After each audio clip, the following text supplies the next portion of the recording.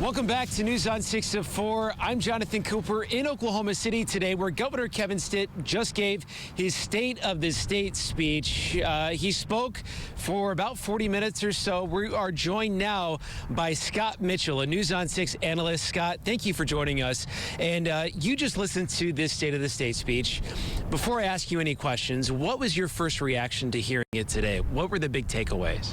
Well, if I'm grading the speech like a high school speech teacher, it's the best one he's given.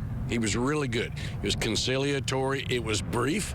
He didn't spend a whole day on it. And it was one of those that really made people feel good. So if you're giving points on making people feel good and looking good, he did good today. What were some of the big themes that you took out of it? I know he talked about a lot of different things, but what were some of the key talking points that he had? Well, he's beaten the tax cut bandwagon. He did it very gently, very diplomatically, but the Senate is unmoved right now. They're not going to do anything until they get the equalization board numbers. They're very concerned about a downturn. You know, it's really easy to cut taxes, Oklahoma. It's really hard to raise them if you get into a bad situation. And we've emptied that rainy day fund twice in a couple of decades. So they're very, very careful. The pro tem has said we're interested in a grocery tax cut, but we'll just have to see. There's nothing going to happen until they all agree. It takes three to get something done, and they're not there yet.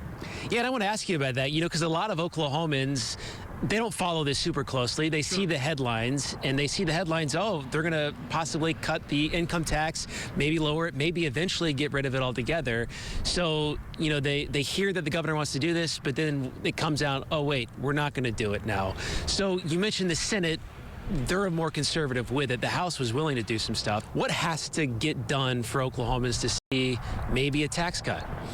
I think you're going to have to see the leadership in the Senate is going to have to see numbers that convince them 1, 2, 3 years down the road, if we have a downturn, if we have something like a court ruling that cuts out some taxes, any of those sort of things that cause problems in the budget, I think the Senate will move when they're convinced they can cut taxes reasonably and not endanger the state budget, especially core services, 2, 3, 4 years down the line.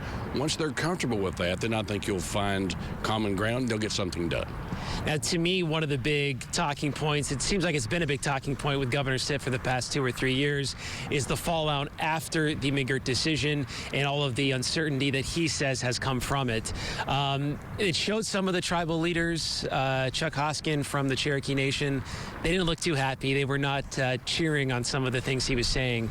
So for us on the eastern side of the state, what's the next steps with this? Is it just going to be back and forth until he's out of office, or can they come together for some solutions? That's a great question, Jonathan. I don't know the answer. There's a lot of court cases right now. I think when you hear the governor speak of this, that does not reflect all the leadership in both of the houses. So they're very split as to their ideas moving forward with this. There are a lot of allies inside the Senate, inside the House of Representatives for the nations, and not with the governor on these issues. It is such a convoluted discussion right now that I don't think you'll see anything really change on this until the next governor.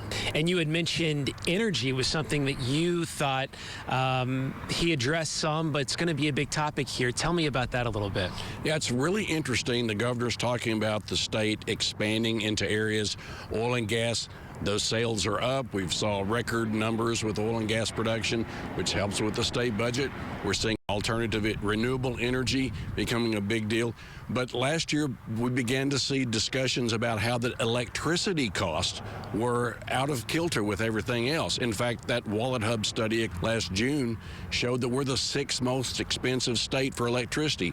And now we're having a behind-the-scenes tussle between consumers, especially industrial consumers and utilities, about who's going to build transmission lines in Oklahoma. All of that infrastructure money that came out of the Biden administration, such as broadband money and highways. That's a really, really divisive issue. It's going on behind the scenes. It's really been out of sight of the media, and that's going to be a colossal tussle going down the stretch in this legislative session. And one thing that's kind of going on behind the scenes, too, who's going to be the next governor? I know that some of the leadership right now in the House and Senate, they're considering running. So you Did you notice some things with that as far as their reaction to how Stitt said some things? I don't think everybody has fully grasped about the changes that are on tap right now and in the next couple of years. We're going to see new leadership in the House, new leadership in the Senate, and Governor Stitt is essentially lame duck. I mean, the race is already on for people positioning themselves to be the next chief executive.